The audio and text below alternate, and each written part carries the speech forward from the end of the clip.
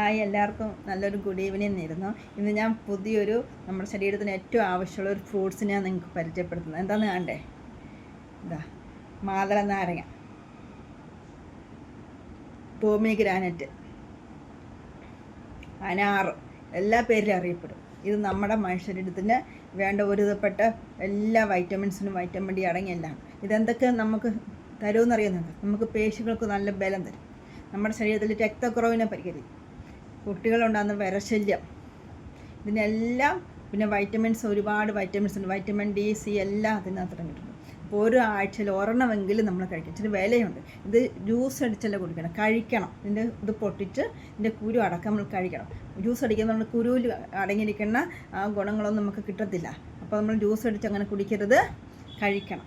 ഒരാഴ്ചയിൽ ഒരെണ്ണമെങ്കിലും കുടിക്കുക. ലേഡീസിനും പെൺകുട്ടികൾക്കുള്ള വളർച്ചയെല്ലാം നമുക്കിത് ഡെയിലി ഒരെണ്ണമെങ്കിലും നമ്മൾ കഴിച്ചെങ്കിൽ നമുക്ക് പരിഹരിക്കാൻ പറ്റും.